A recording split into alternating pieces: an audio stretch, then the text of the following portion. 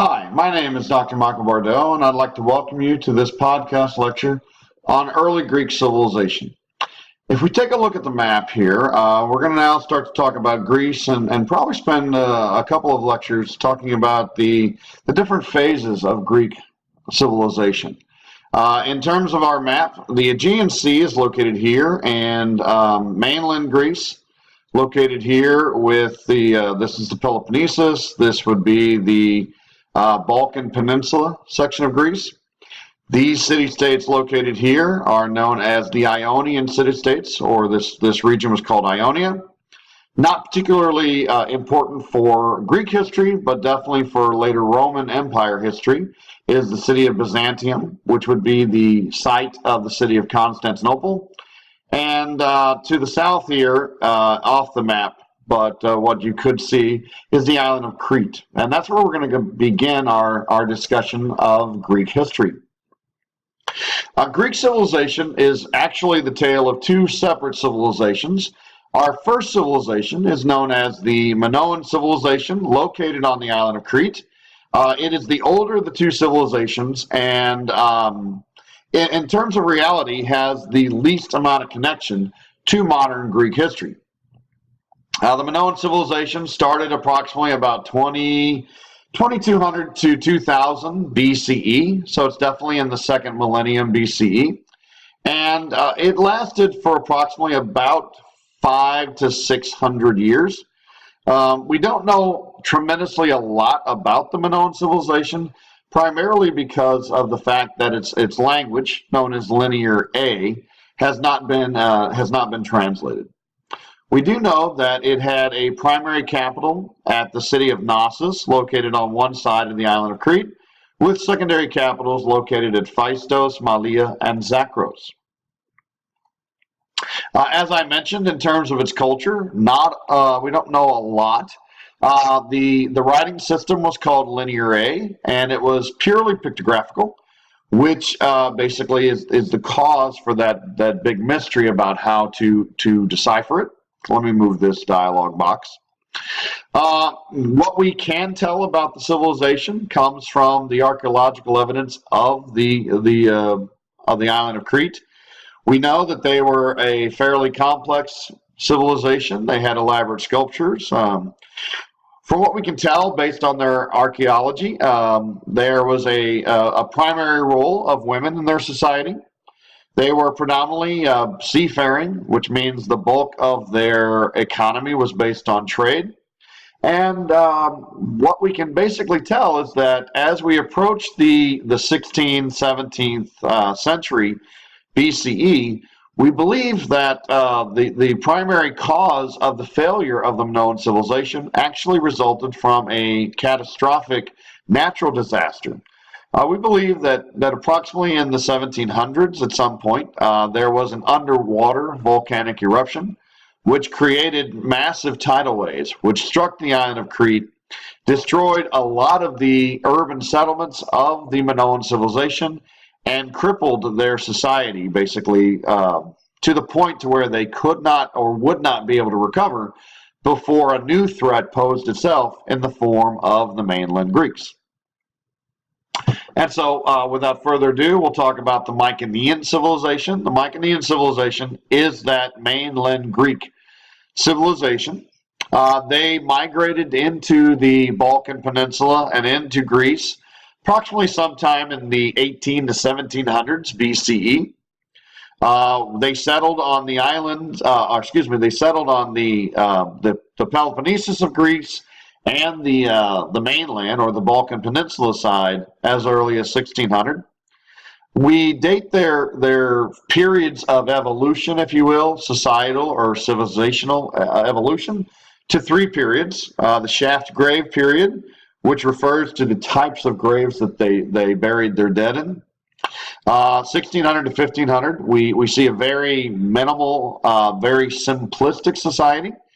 The vaulted grave period is when we see a tremendous increase in complexity, and as well as the ability to begin seafaring.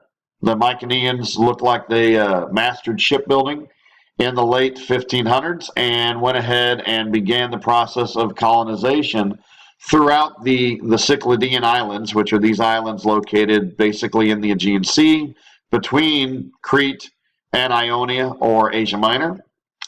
At some point, they then became more politically complex, creating basic monarchical governments. We refer to this as the Palace period of Mycenaean civilization or Greek civilization. And it was during this point that these kingdoms of the Mycenaeans then eventually completed the assimilation of the Minoans and replaced Minoan culture, which was, we believe, to be the dominant culture of this portion of the Mediterranean. They replaced Minoan culture with Mycenaean culture. The writing system of the Mycenaeans is referred to as Linear B, which, as far as we can tell, is basically a phonetic-based alphabet. If you remember, the dates for the Phoenicians was approximately in the 18 and 17 and 1600s, and we believe that there was a dramatic amount of cultural connection and sharing between the Phoenicians and the Mycenaeans. As you can see here, based on the map, once we reached that palace phase, the Mycenaeans tremendously began to colonize, not only in terms of the Aegean, but they also began to colonize the coast, the eastern coast of Italy, creating Greek settlements there. Their governments were monarchical-based city-state governments, which is very similar to what we saw in the Middle East when we talked about Sumerian culture. We mentioned the fact that their writing system was phonetic-based. It's Linear B. And last but not least, they continued to kind of thrive and replace the Minoans and take over that sea trade from the time period of the 1400s through the 1100s. One particular event of interest that you might be interested in is the destruction of the city of Troy, which we believe was destroyed approximately about 1184 BCE. And so if you're familiar with the movie Troy and also with Greek mythology and Greek history, we do know that Troy was a city. It was located on the coast of Ionia, so it would have been located approximately right about there. And at some point, for some reason, not necessarily because of Helen of Troy, but at some point, the Mycenaeans of mainland Greece, basically located here and on the Peloponnesus, launched an invasion of Ionia, and that invasion culminated in the destruction of the at that point in time, capital of the Ionian civilization, which was the city of Troy. Now, if we go ahead and continue to take a look at the Mycenaean civilization, approximately about the year 1200, we begin to see an influx of new peoples into the Balkan Peninsula. These, quote, invaders from the north arrived in circa the late 1200s and into the early to mid 1100s, excuse me. And their presence brought about a complete and kind of utter collapse of the Mycenaean way of life, the Mycenaean civilization. And that then basically takes us to a period in time where we call the Dark Ages. Now, we got to be careful. Dark Ages is a term that is widely used a lot of different times in a lot of different contexts. When historians use the term Dark Ages, what we're specifically referring to is a period in time where there's a almost complete lack or a complete lack of written records and information. And because of that, we refer to the Dark Ages as being a time period of where we don't really know exactly what was going on, but we do know that a lot of tremendous change was going on. The Dark Ages of Greece are dated from 1100 to 800 BCE. What can we say definitively about what was going on is not much, but we can definitely say that we have the continued use of iron, and the use of iron spread throughout the Balkan Peninsula and the Greek civilization. We also know that trade continued. We see the production of material culture and material wealth, and we see those goods showing up in places like Egypt and the Middle East. And last but not least, we see a dramatic shift take place, not necessarily in the 1100s to the 800s, by the type of Greek civilization that comes out of the Dark Ages in the year 800, with the return of writing and the return of, as I say in the slide, light. And that kind of forms the break between what we call early Greek civilization and classical Greece. Because what went into the Dark Ages was definitely Mycenaean civilization, and what came out is what we would definitively describe as classic Greek civilization, classic Greek culture. Now, the end of the Dark Ages comes because of a particular set of writings written by the poet Homer. Homer created two works. He created the Iliad, which was a retelling of the early Greek war between Troy and the mainland Greeks. And it also set up kind of a definitive cultural image of the Greeks and their problems. We call that the Greek flaw. And what became symbolized as the Greek flaw in terms of Homer's writing and later kind of philosophy and Greek culture was the term we use.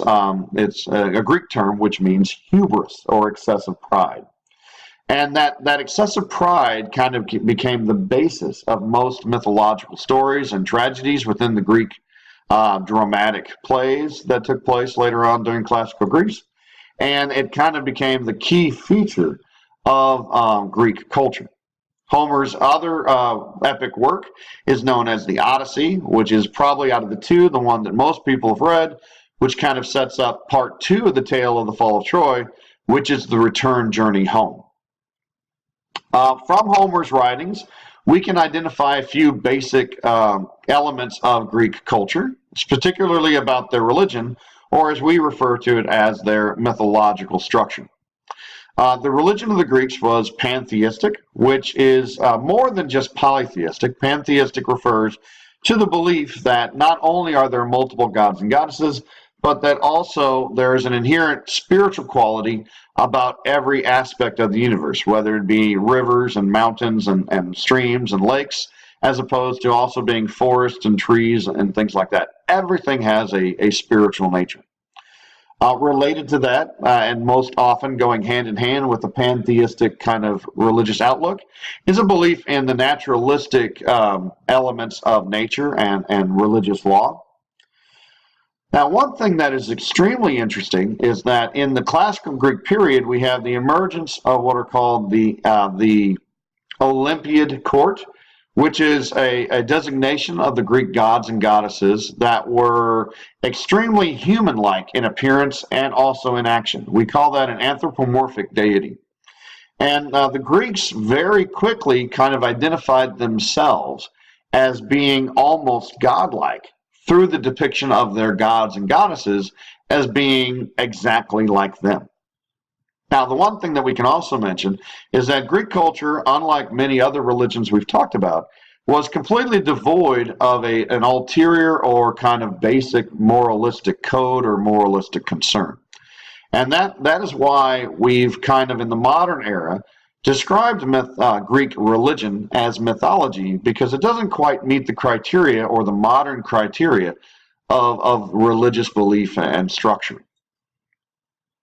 Now, with that having been said, just to give you a real quick breakdown of the Greek religious pantheon, religion in Greece evolved from a more naturalistic kind of perspective to one being, of course, driven by the actions and kind of flaws of the gods and goddesses of the Olympic court.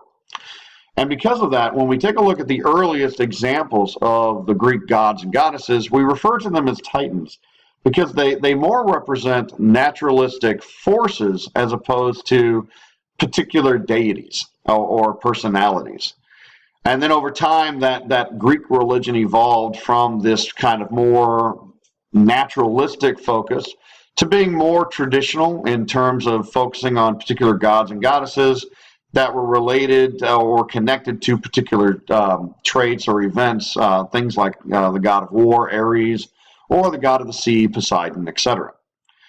Our particular upper echelon of gods were referred to as the Olympic court. We have, of course, the Olympians, who were primarily three brothers, Zeus, Hades, and Poseidon, or in case of the Greek names, Zeus, Zeus, Hades, and Poseidon.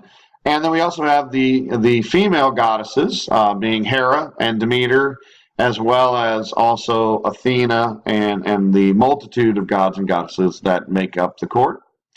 And then our next level would be the so-called demigods, which would be the children of the gods and goddesses through procreation with human agents. And that kind of rounded out the main bulk of the Olympic court and the spiritual world, but included within that still were still the old kind of remnants of that earlier naturalistic tradition, which are referred to as the Naiads and the Dryads and the other elements of the naturalistic goddesses and gods and personalities that made up the bulk of the Greek world. That then has kind of given us a brief kind of cultural look at Greek civilization and set the stage now for our next lecture, which will be to take a look at very, very clearly and dramatically at the rise of the city-state and the rise of such city-states as Sparta and Athens, as well as to kind of cover the classical age of Greece and the rise of Alexander the Great at the end of the classical/Hellenistic period. Thank you again for listening to and watching the video, and I look forward to speaking to you again in the future. Thank you.